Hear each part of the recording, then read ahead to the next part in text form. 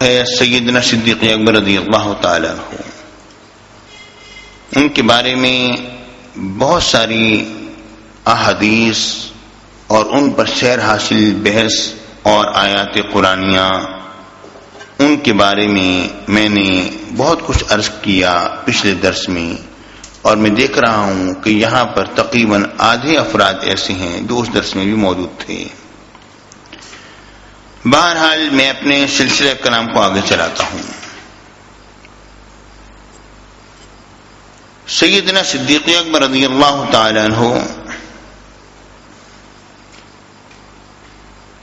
آپ افضل البشر بعد الانبیاء ہیں کہ انبیاء کے بعد سب سے بہترین بشر جو ہیں وہ سیدنا صدیق اکبر رضی اللہ تعالی عنہ ہیں، اور آپ کی افضلیت یہ نصوص قطعیہ سے ثابت ہے، قرآن مجید سے ثابت ہے اور احادیث مبارکہ سے ثابت ہے۔ لیکن ایک بات یہ ذہن میں رکھیے کہ یقیناً سیدنا صدیق اکبر رضی اللہ تعالی عنہ خلافت ظاہری اور باطنی دونوں کے وارث تھے، اس میں کوئی شبہ نہیں۔ لیکن جس وقت کہ حضرت علی حیدر کرار کرم اللہ تعالی وجہ الکریم تک یہ خلافت پہنچی، اس کے بعد پھر حضرت حسن نے جس وقت کہ 6 مہینے کا خلافت کا عرصہ گزار لیا، تب اس کے بعد پھر ملوکیت اور بادشاہت شروع ہو گئی، پھر خلافت کی حقیقت جو ہے وہ اولاد علی میں جاری ہو گئی۔ یہ اصل میں ثمرہ ہے سیدنا ابراہیم علیہ السلام کی اس دعا کا جو کہ انہوں نے رب العالمین سے دعا کی تھی، یا اللہ تو میری اولاد میں ہمیشہ ایمان باقی رکھنا۔ بہرحال اس وقت تو ذات سیدنا صدیق اکبر پر کلام ہو رہا ہے۔ میرے آقا سرکار مدینہ سرور سینہ صلی اللہ علیہ وسلم کی معرفت جس طرح سیدنا صدیق اکبر رضی اللہ تعالیٰ نے حاصل کی، وہ یقیناً انہیں کا خاصہ تھا، اور سیدنا صدیق اکبر رضی اللہ تعالیٰ نے جو ایمان لے کر آئے وہ واقعہ بڑا عجیب واقعہ رہا کہ آپ جب ملک یمن کی طرف آپ نکلے تجارت کی غرض سے، تو آپ کی ملاقات ایک راہب سے ہوئی۔ ایک راہب نے آپ کو دیکھا اور دوڑتا ہوا آپ کی طرف آیا اور آ کے کہا کہ کرتا اٹھائیے۔ آپ نے فرمایا نہیں، پہلے بتاؤ۔ اس نے کہا ایک نشانی دیکھنی ہے۔ آپ نے فرمایا بتاؤ۔ اس نے کہا پہلے دکھائیے، اس کے بعد بتاؤں گا۔ آپ نے کرتا مبارک اٹھایا تو ناک کے قریب ایک تل تھا، انہوں نے وہ دیکھا۔ اس کے بعد کہا کہ بائیں ران پر بھی ایک نشانی ہے، وہ بھی دیکھنا چاہتا ہوں۔ آپ نے وہ نشانی دکھائی۔ اس کے بعد اس شخص نے کہا کہ آپ یہاں کیا کر رہے ہیں، واپس لوٹ جائیے، نبی آخر زمان کے ظہور کا وقت آن پہنچا ہے، اور ہماری کتابوں میں جو چیز درج ہے، جو علامات اور جو نشانیاں تحریر ہیں، کہ ان کے سب سے زیادہ بہترین ساتھی جو ہوں گے وہ کون ہوں گے، ان کی جتنی علامات ہیں وہ آپ میں پائی جاتی ہیں۔ یہ 2 نشانی ایسی تھیں جو کہ بغیر دیکھے کہ دکھائے کہ نہیں دیکھی جا سکتی تھیں، تو اس لیے میں نے آپ سے 2 نشانیاں دیکھی ہیں، اور آپ واپس لوٹ جائیے، اور اب ان کے ظہور کا وقت آن پہنچا ہے، آپ آگے نہ جائیں۔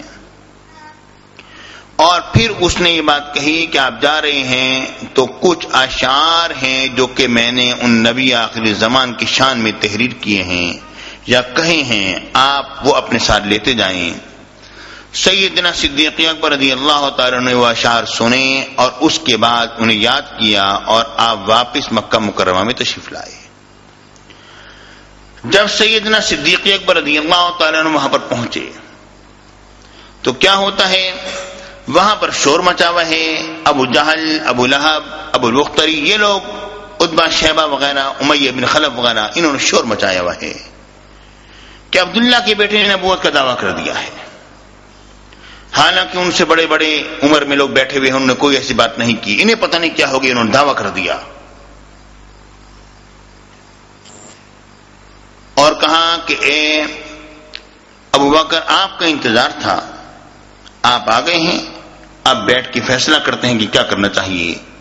سیدنا صدیق اکبر رضی اللہ تعالیٰ کے ذہن میں وہی تمام باتیں گھومنے لگیں اور آپ نے فرمایا ابھی تو چلچلاتی دھوپ ہے اور ابھی معاملہ ایسا ہے کہ میں بہت تھکا ہوا ہوں، شام کو دیکھیں گے، ابھی تم لوگ اپنے گھروں کو جاؤ. ان کو روانہ کرنے کے بعد آپ سرکار مدینہ کے کاشان مبارکہ پر پہنچے اور جا کے دستک دی. میرے آقا حضور علیہ السلام باہر تشریف لائے اور باہر تشریف لاتے کے ساتھ ہی فرماتے ہیں اے ابو بکر، مجھ پر ایمان لے آؤ، میں اللہ کا رسول ہوں اور اللہ وحدہ لا شریک لہ ہے. سیدنا صدیق اکبر رضی اللہ تعالیٰ نے کہا کہ آپ کی اس بات کی دلیل کیا ہے؟ تو میرے آقا نے فرمایا وہ راہب جو آپ کو ملک یمن میں ملا تھا. سیدنا صدیق اکبر رضی اللہ تعالیٰ نے انجان بنتے ہوئے کہا کہ میں تو کئی راہبوں سے میری ملاقات ہوئی تھی، آپ کس راہب کی بات کرتے ہیں؟ میرے آقا نے فرمایا میں اس راہب کی بات کرتا ہوں جس نے میری شان میں آپ کو قصیدہ سنایا تھا.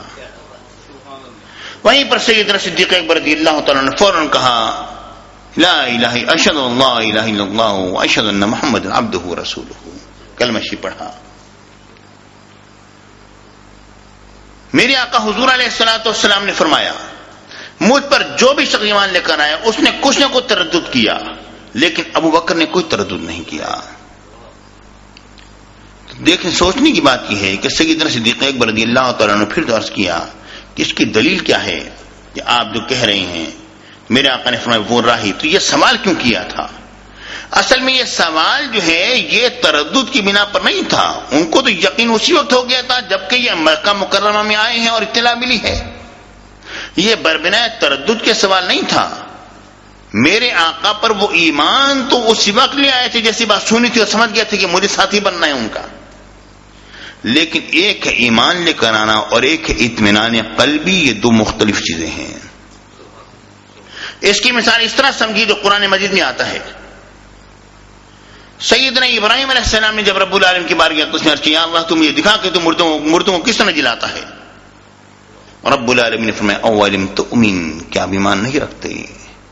قال بلا، کیوں نہیں یا اللہ میرا ایمان تو ہے، ولکن لیطمئن قلبی، لیکن اطمینان قلبی چاہتا ہوں.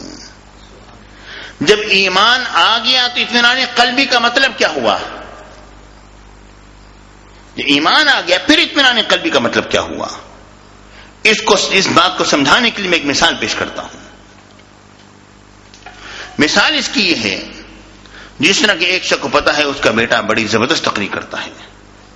یہ ہمیں معلوم ہے ہمارے قاری صاحب بڑی زبردست قسم کی قرات کرتے ہیں، عالی شان قرات کرتے ہیں.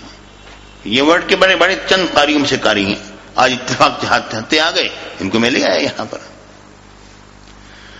ابھی میرے کلاس فیلو بھی ہیں، ہمارا ایک رابطہ بھی ہے، محبت پیار کا ایک تعلق بھی ہے. اب کوئی شخص یہ کہتا ہے نہیں یہ قاری صاحب کو تو قرات کرنا ہی نہیں آتی. اب ہمارے دل کو چوٹ لگتی ہے، بہترین قاری ہیں، کیوں ان کے اوپر الزام لگایا گیا اس بات کا؟ تو پھر کیا ہوتا ہے، مجھے معلوم ہے کہ یہ بہترین قرات کرتے ہیں، اس کے باوجود میں لوگوں کے سامنے ان سے کہتا ہوں قاری صاحب آئیے ذرا قرات کر کے دکھائیے.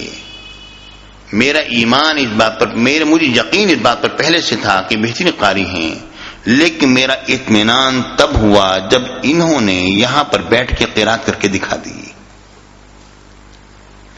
ایمان الگ چیز ہے، اطمینان قلبی الگ چیز ہے. ایمان تو تھا سیدنا ابراہیم علیہ السلام کو کہ اللہ ہی مارتا ہے اللہ ہی دلاتا ہے، لیکن اطمینان قلبی کا مطلب کیا ہے؟ یا اللہ میں مشاہدہ کرنا چاہتا ہوں، اے پروردگار مجھے دکھا دے تو یہ سب سارا ماجرا. ایمان تو پہلے سے تھا. اسی طرح سیدنا صدیق اکبر رضی اللہ تعالیٰ عنہ کا ایمان تو پہلے سے تھا، لیکن اطمینان قلبی کے لیے آپ نے مزید یہ بات سوال جواب کر دیا تھا. غور فرمائیے سیدنا صدیق اکبر رضی اللہ تعالیٰ عنہ اور میرے آقا کی طبیعت مبارکہ جو ہے وہ کس طرح ایک ایک سی معلوم ہوتی ہے. بخاری شریف کے اندر حدیث پاک موجود ہے. جب حضور علیہ الصلوۃ والسلام پر وحی نازل ہوئی، اور اس بارے میں میں نے تفصیل سے گفتگو کی درس میں، کافی عرصہ پہ 2-3 سال پہلے کی بات ہے، وہی قرآن پر جو میرا درس ہوا تھا تو میں نے اس پر یہ بھی بات پیش کی تھی. اس کا میں ایک جملہ سے پیش کر رہا ہوں. حضور علیہ السلام جب تشریف لائے، میرے آقا گھبرائے ہوئے سے ہیں. میرے آقا نے فرمایا حضرت خدیجہ الکبریٰ رضی اللہ تعالی عنہا سے، لقد خشیت علی نفسی، مجھے اپنی جان کا ڈر ہو گیا ہے، پتہ نہیں کیا معاملہ کیا بنے گا. تو حضرت فقال خدیجہ، حضرت ام المومنین خدیجہ الکبریٰ رضی اللہ تعالی عنہا نے جواباً کہا، کلا واللہ ما یخزیک اللہ ابدا انک لتصل الرحم وتحمل الکلا وتکسب المعدوم وتقرب الضیف وتعین علی نوائب الحق. آپ کوئی غم نہ کریں، ہرگز کبھی بھی اس طرح نہیں ہوگا کہ اللہ تعالیٰ آپ کو ضائع کر دے. اللہ تعالیٰ آپ کو کبھی بھی رسوا نہیں کرے گا.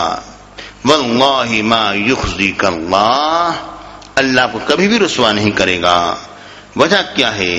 انک لتصل الرحم، آپ تو صلہ رحمی کرتے ہیں. وتحمل الکل، آپ تو